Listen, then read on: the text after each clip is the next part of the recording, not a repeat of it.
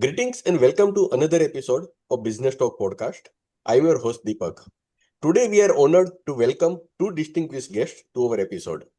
I'm delighted to welcome Professor Ashish Sinha, Professor of Marketing at UQ Business School and Visiting Professor of Marketing and Research Fellow at the Indian School of Business. And our second guest is Professor Kiran Pedada, the Associate Fellow in Marketing and Inclusive Business and Associate Professor of Marketing at the Asper School of Business, University of Manitoba. To explore their research impact and academic contributions, please visit the bio links provided in the podcast description. In this episode, both faculty members share key insights from their book, Winning in the Age of AI Disruption, Strategies for Transforming Business Models, Driving Growth, and Building Competitive Advantage. So let's welcome Professor Ashish Sinha and Professor Kiran Pedada to the podcast. Welcome once again to Business Talk, Professor Ashish Sinha and Professor Kiran Pedada. It's always an honor and privilege to have you with us today. Yeah, thanks a lot, Deepak. It's a pleasure for me to be on the show again, and thanks a lot for having us again. Thank you. Yeah, thank you so much, Deepak. It's an honor and pleasure to be part of this. I appreciate it. Thank you, Professor Kiran and Professor Sinha. Professor, you described 2025 as a year of reckoning for AI. So what indicators will define whether AI realizes its potential or faces a market correction? Sure. Let me start and then I'll ask, Kiran can take over from me.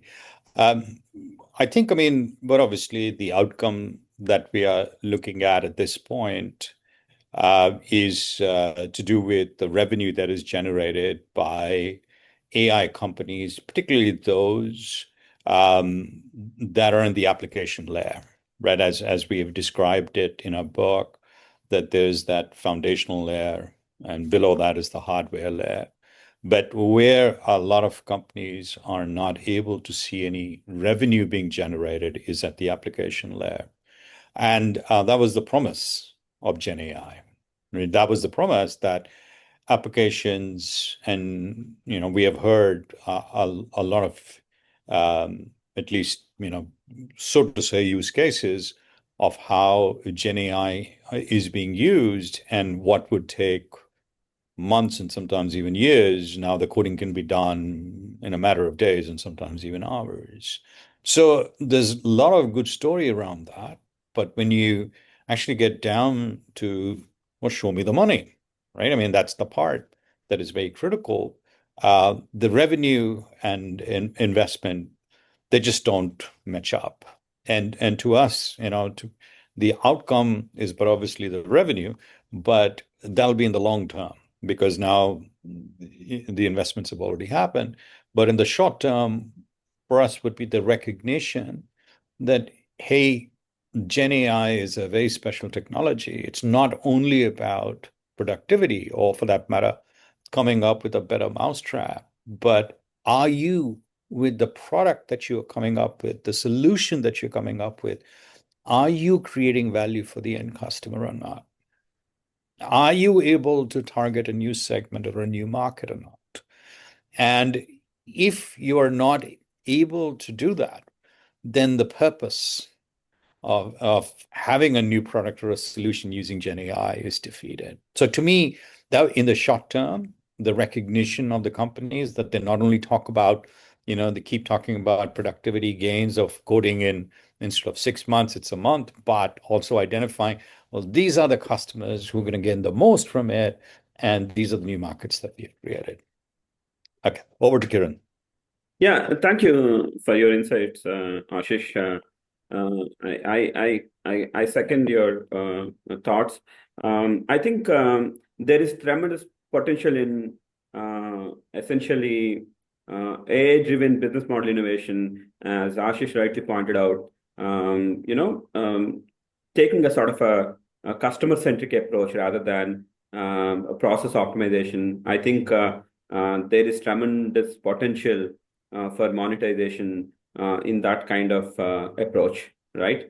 And as Ashish rightly pointed out, the customer journeys are actually transforming, right? So, and how we can essentially adopt Gen AI tools to sort of integrate into customer journeys, right? So I think companies such as Microsoft are already doing that extremely well, right? When it comes to some indicators of correction, I think again, as Ashish rightly pointed out, there is over reliance on Gen AI for productivity, right?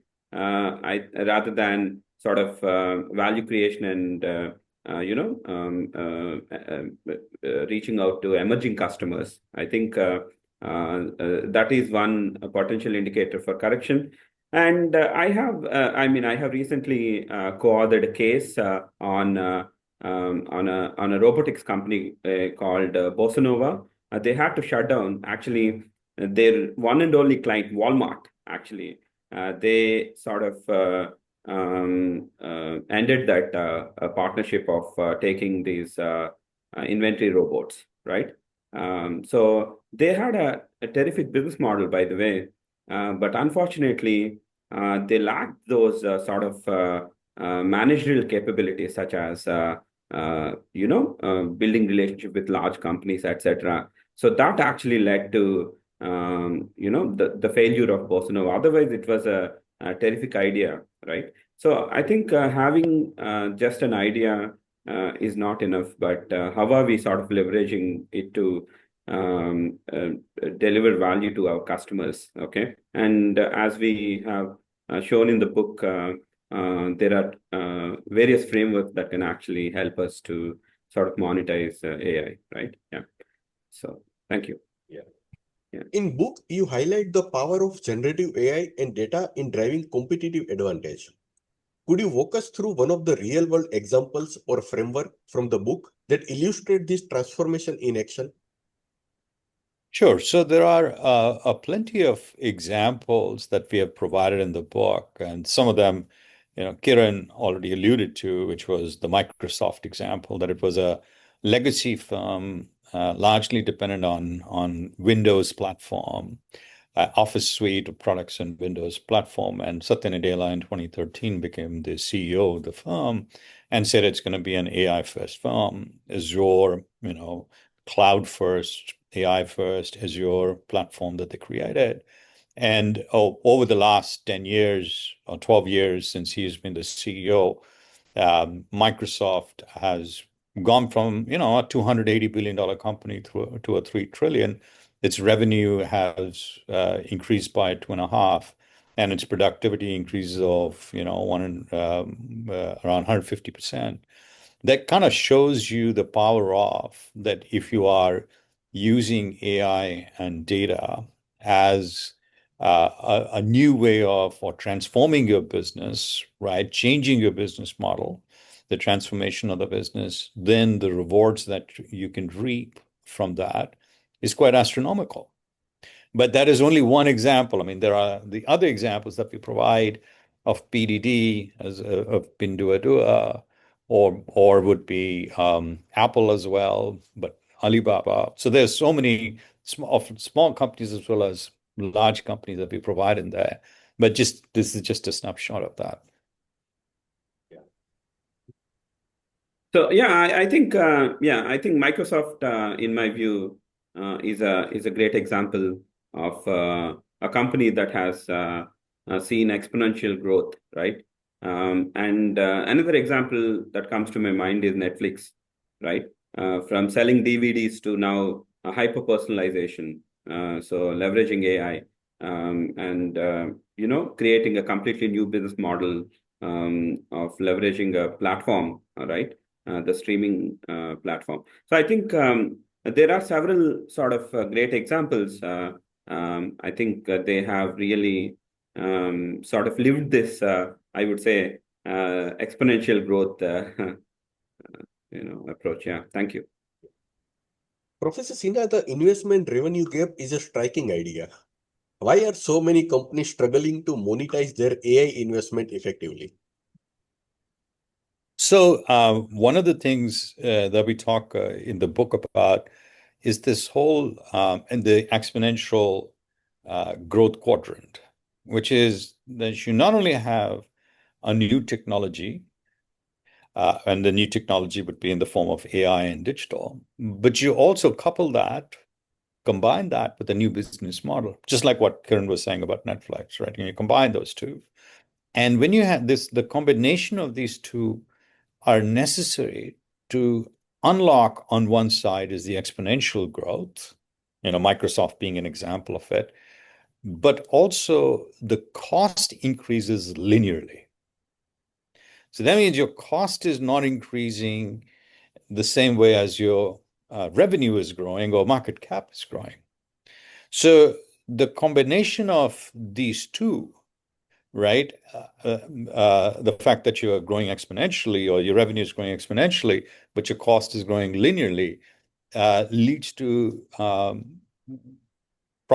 profitability, and then that gets rewarded by the market. As a simple example, and you see all the examples that we provide in the book, whether they are small organizations, large organizations, whether they were digital natives or not, all of them followed this sort of a strategy.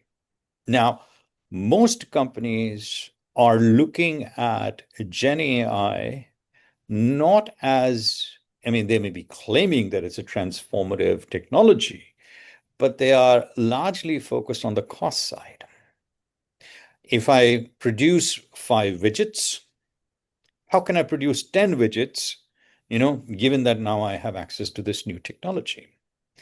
And that to me is one of the primary reasons why in the application layer, companies are not able to monetize whatever the solution or the product that they've come up with using Gen AI as the foundational technology, because they're not growing, they're not targeting new segments, they're not targeting new markets, they're not looking for creating value in very creative ways, which the competitors have not or unable to for one reason or another, right? And because of that, if you're producing 5 widgets, and that's why the whole focus is so much on productivity, that the productivity is going up by only 20%, look, the productivity is going, that it's about opening of new markets, creation of new markets, the emerging customers, that as what Professor Pedada was talking about, the emerging customers that they don't even know that they require this solution, and you are providing it to them. Hey, this is a latent need. You might really benefit from the utilization or the consumption of this product. I think that's where the gap is, because of that. It's just a recognition that it's like the cost side of it, but the fact that you have to bring AI data and combine that with new business models, unless companies are willing to do that, the revenue gap, the revenue investment gap will exist. Professor, Professor I think Kiran. I'm sorry. Yeah, I think Ashish is spot on. As he rightly points out, most Gen A use cases, if we look at, they are focusing on, as he rightly pointed out, productivity or efficiency, right? So not value creation. Okay, so not tapping into those sort of new customer segments, etc. But if you look at this particular exponential growth kind of mindset, Steve Jobs once mentioned that most companies often start with technology, right? But he mentioned what should come first is customers, right? We should start with customer pain points. Okay, essentially. It should be like a customer first, sort of technology second approach. But unfortunately, most companies are actually doing a sort of a technology first, customer second approach. I think that is also one of the reasons for this gap. Yeah, thank you. Professor Stefan Meyer from Colombia, he recently said, tech is easy, humans are hard, basically. Yeah. So, Professor Kiran, the book positions AI disruption not as a threat, but as an opportunity for exponential growth. Can you share how leaders should begin rethinking their business models to turn AI-driven change into a strategic advantage? And then, Professor Sinha, if you could add a flavor into it. Sure. Yeah, as I mentioned, I think we should actually take this customer first approach. I think that's the first strategic shift I think a company should actually focus on. And another thing is, moving from a sort of a transactional mindset to sort of a relationship mindset, right? So the book actually quotes some interesting examples like Signify, right? Lighting as a service. I believe that's a sort of a transformational, relationship oriented sort of approach. I think that's going to be those kind of business models are going to be game changers in my view, right?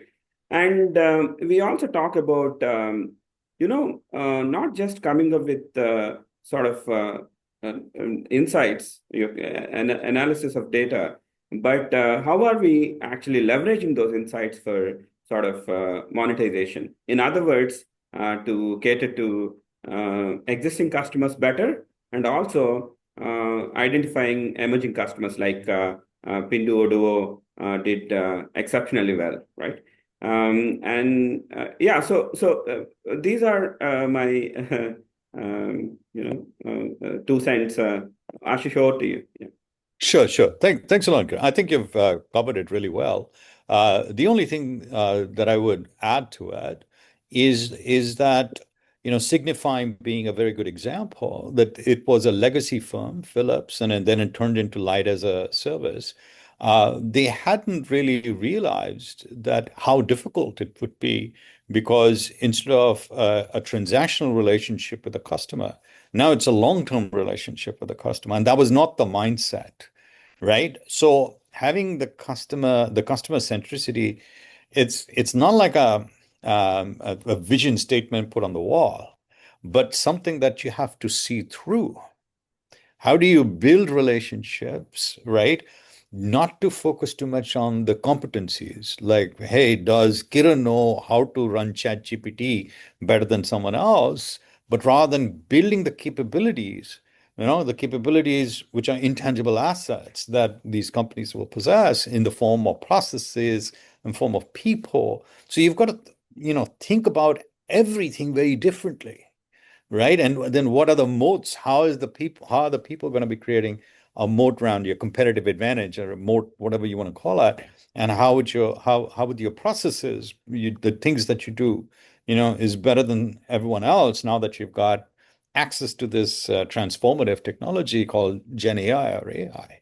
And so you're going further than just insights, right? Insights might fuel the business model, but it's got to be, again, it's about customer first, understanding that it's about relationship not only with the end customer, but also with your suppliers, who, we kind of consider them as nothing other than customers for the platform, because, Signify is also so and that is sometimes very difficult for a lot of firms, because they're so focused on getting that dollar, sell the product, sell a light, get that a bulb, sell the bulb, get the money, and we're done. Versus, hey, you've got to have this, ongoing relationship that may last for 3 to 5 years.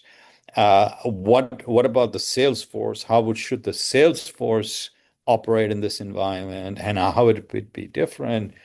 Business development, how would it be different? The person who's maintaining those. So there's a lot of moving parts here. And often the companies don't have the ability to visualize, what this new transformed organization is going to look like, right? Because you're turning a CapEx into an OpEx.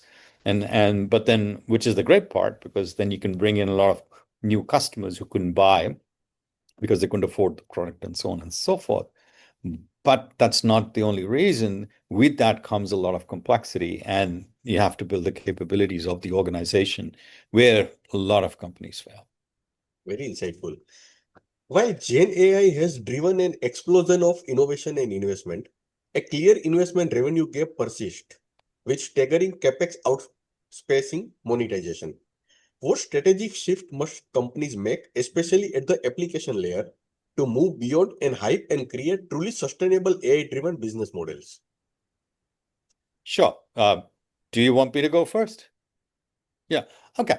So, some of the points we have already kind of highlighted, right? I mean, the fact that it's going to be customer centric. You got to think about, are you creating value for your customer? And if if you're coming up with a Gen AI based solution, and if you are not, then basically the purpose of your existence isn't there, right? There is no purpose for your existence. Yeah. So it's technology first rather than customer first.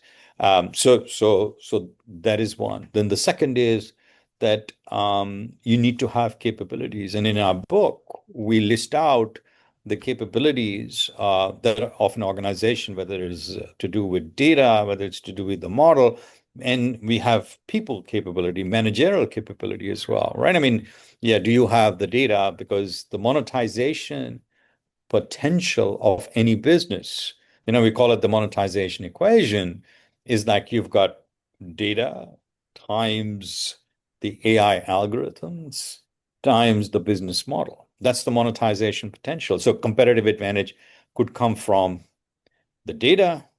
It can come from algo, which is the algorithms, which I don't think will persist for too long because everyone will have it. But data, as in the case of Pinduoduo, as we showed, WeChat and the data that WeChat provided is a source of competitive advantage against Alibaba and Amazon, right? But then the big differentiator is the business model.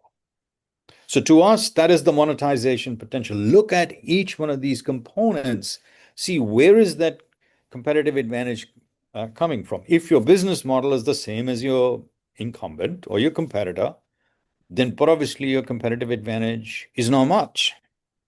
And that's the fallacy that a lot of companies have, that I've got data, I've got big data, I've got algo, I've got the best, that should be enough. So having to build the whole capabilities, are you changing the processes? Are you leveraging in the processes? Are you leveraging Gen AI? Are you creating new value? And how then you go about monetizing it, given the potential that you've created, whether you're able to realize that. All of them together, would be the secret sauce for success. Professor Kiran, I have a question for you. Sure. Why do you argue that Gen AI is not just as a technological tool, but as a strategic imperative that requires companies to disrupt themselves before others do? Yeah, that's a pretty good question, actually, right? So I think the book offers like a very good answer for this. For example, the book talks about something called dual impact, right? Essentially, Gen AI, which we argue as a general purpose technology, like electricity or internet, right? So it can create impact both from supply side as well as demand side, right? From supply side, as we talked about, it efficiency reduces time, cost of production, okay, and cost of creating content and time of creating content. So things that took like years now take just a couple of hours, right? So, and also, as we have been talking about, it has an impact on demand side activities as well, especially democratizing knowledge and democratizing all these other powerful tools like, for example, ChatGPT, etc. Right? So, as Ashish have been talking about, the Gen AI actually has the capability to transform how we can essentially not only create value, but also deliver and capture value, right? So I think that actually makes it not just a tool, but a potential strategic disruptor going forward, right? Yeah. Thank you. Yeah, Professor Sinha. Yeah, I mean, I think Professor Pedada has really explained it well. There is a dual effect, and we are we call Gen AI, or we term it as a general purpose technology. And general purpose technologies, like some of the examples that he provided, steam technology. Now, steam technology took 60 to 70 years to have a dual impact on both the efficiency, for instance, the mining companies, and then also grow new markets, which were the old colonies of the European countries like Britain and so on and so forth. So they were creating these markets in colonies like India, for instance, for selling, say, clothing, right? As a very simple example of that. What Gen AI is doing is it is doing it simultaneously at the same time. Because with many of these GPTs, it would take 60, 70, 80, 90 years to diffuse, and often would start with the supply side, making things much more efficient, and then create. Here, these two things can potentially happen at the same time. Now, we have, and the other thing, again, in the book, is about the GPT spawning technology. That means it is giving birth to new GPTs. So GPT itself, not only is it a GPT, but is also giving birth to new GPTs. As an example, the transformer technology, which is the foundational technology for transformers, is also found in AlphaFold 3. So they've used AlphaFold 3 as used transformer because, so AlphaFold 3 is a GPT, Gen AI is a GPT. So you can see how it is getting embedded. So it's giving birth to new one, which means we could keep coming up with new technologies, GPTs like this, for a very long period of time, each one having an impact, a dual impact on both the supply side as well as the demand side.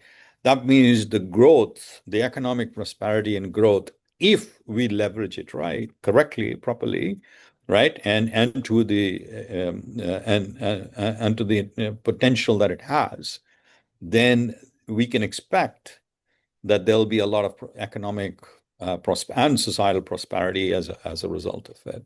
So to me, that's why, when you talk about it's a disruptive technology, and it has the potential for bringing a lot of economic prosperity, which the others GPT did, but it took way longer to diffuse in comparison to what is happening in here at this point. Yeah. Professors, what are some key strategic shifts that organizations must make to transform Gen AI from a cost center into a value generator?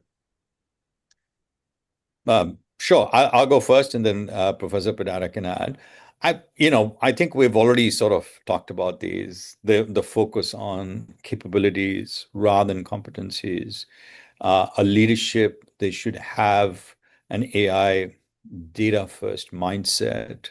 That it goes way beyond, because Satya Nadella always talks about strategic patience, that often things will not happen overnight. And when they don't happen overnight, then there's got to be purpose that will keep you on that path, because you may not see the results tomorrow, but you know that this is what we are doing it for. And purpose keeps you on track. So you need to have something more than just, so, when we say transformation of the demand side, as a very simple example, if you think about, fintechs, the companies that are using satellite data to transform the economic well-being, mental and economic well-being of billions of farmers, because now the billions of farmers who didn't have, particularly in the global south, didn't have access to financial products, right? Simple things like loans, which we take for granted because they don't have assets, now have access to it. And they might have access to insurance, the best seeds, the best fertilizer at reduced prices. So it's transforming the lives. So that, to me, the purpose has to come before we start thinking about the exponential growth and the cost and whatnot. And that is, at the heart of it, is customer first, customer centric, customer first strategy. And most companies fail because they want to come up with a better mousetrap.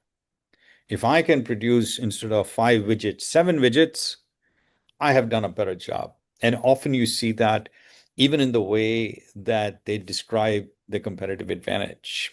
You can code 10 times faster. No, it's like, okay, sure you can code, but how can you democratize that? How is that made someone's lives way better? And it could potentially be somebody in India and the third or the fourth tier cities that couldn't do things before and now able to do it using this. So I mean, it's the purpose, it's focusing on capabilities. Leaders need to have a data and AI mindset, right? The digital mindset. And also understanding that you need strategic patience, that it's not going to happen tomorrow. You look at your processes. So it's a transformation of the whole business, and leaders having that mindset rather than, a quick fix. Like, I'm just going to do this and we'll be like Microsoft, or we'll be like, because that's not going to happen. It's going to take time. Yeah. Yeah. Yeah. Professor Kiran, in what ways has Microsoft transformation under Satya Nadella demonstrated the power of a cloud-first AI-driven strategy? Yeah, I mean, as you mentioned, actually, it shifted from a sort of a legacy model to a cloud first, right? AI-powered services, Azure, right? So now Gen AI is actually integrated into pretty much all the products, right? So that create new experiences to customers. They're also creating new revenue streams, right? So as we talked about, the companies that are actually in the exponential growth quadrant, okay, they leverage both new technology and new business models for actually creating and delivering value so that they can capture better value from the customers, right?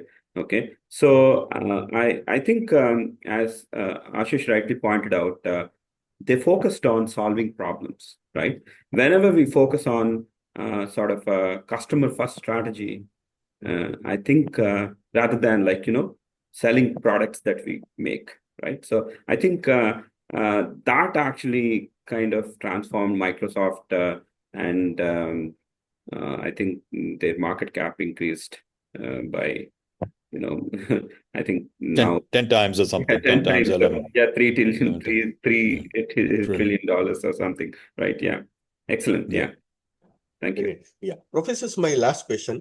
What framework from the book can help executives move beyond experimentation and towards scalable, revenue-generating AI initiatives? There are so many frameworks that we provide in that particular book, right? Each chapter, the book was written for executives, but it doesn't mean only executives in the sense that anyone who wants to use Gen AI to transform the markets, right? I mean, come up with a transformative product that can change the world in a number of different ways, right? Some of the things that the fintech as an example, Microsoft to be the other example. So that's, so to say, the two ends of the continuum. So, and in going through, I think the important part is to understand that this is a transformative technology and to strategize accordingly, rather than just assuming that it's we're talking about a better mousetrap that we are developing using this technology, that it's a transformative technology. It has certain attributes and characteristics that make it very different from not only the other technologies that we see, but also the other GPTs, right? So transforming the demand side, the supply side at the same time. So the framework was then, hey, the monetization equation, that it's about data. So is data your source of competitive advantage? If it's in the public sphere, but obviously it's not. If is it algorithms, they're not going to be competitive advantage for too long. But at the same, then business model, is it different from your competitor? Is that a moat that you've created? So there's so much of, and then I think it's chapter 4, where there is a sort of a checklist for companies and for CEOs. They can go through this to try and assess where they are in this journey. Are you, even though you might be wearing your toes with AI and digital technology, really, you're no different from a legacy firm. You might have added bells and whistles, and you can go out and talk about how great you are because you are using predictive analytics, but really you are no different from a legacy firm with bells and whistles added to it versus the exponential growth where you're changing the business model, you're building a moat, and then you're finding new ways to monetize. So we've got a lot of monetization strategies in there. What are some ways by which you can strategize, but also the whole transformation? So there won't be, I mean, that's the book, the whole book. And we've got for each chapter, in the end, will outline some of the key points for executives. But it was meant for everyone, right? It was not only meant for executives, but we did see that there was a gap in the market that most books would talk about, how to use predictive analytics or for insights, but there was no book as such that had a strategy focus. How do you create value? How do you deliver value? How do you monetize? And that's what we are focused on in this particular book. So frameworks, I mean, going back to this point, right across with a lot of examples of the application of the frameworks as well. Yeah. Professor Pedada, please. Yeah. So, yeah, I think Ashish actually summarized it extremely well. So this is really a framework-rich book, right? Okay. So, for example, the quadrant mapping, okay, that can be very helpful for organizations. Where do we stand right now? Okay. So where do we want to actually move? And what do we need? And what are the enablers? And what is also stopping us from getting there? I think so that gives a pretty and we also as Ashish mentioned, provide executives a sort of a transformation framework, like like how you, I mean, assessing the current capabilities and essentially building the capabilities and the alignment between the capabilities and processes, so that can essentially help them to develop new business models and cater to both existing customers better and also emerging customers, right? Yeah. So that actually finally lead to the value capture, right? Yeah. Yes. But thank you. Yeah. Yeah. Thank you, Professor Ashish Sinha and Professor Kiran Pedada, for joining us on today's episode. It has been a privilege to learn from your deep expertise and thought leadership on how businesses can navigate and thrive amidst the AI disruption. Your insights from winning in the age of AI disruption offer not just as a roadmap, but a call to action for organizations to rethink, reinvent, and lead with purpose in this transformative era. To our listeners, we encourage you to explore more about Professor Sinha and Pedada's research and academic contributions through the bio links provided in the episode description. Until next time, thank you for tuning in and stay curious, stay informed. Thank you once again, Professor Ashish Sinha and Professor Kiran Pedada, for joining us and sharing your invaluable insights. Thank you, Deepak, for having us on the show. Thank you, Deepak. Thank you.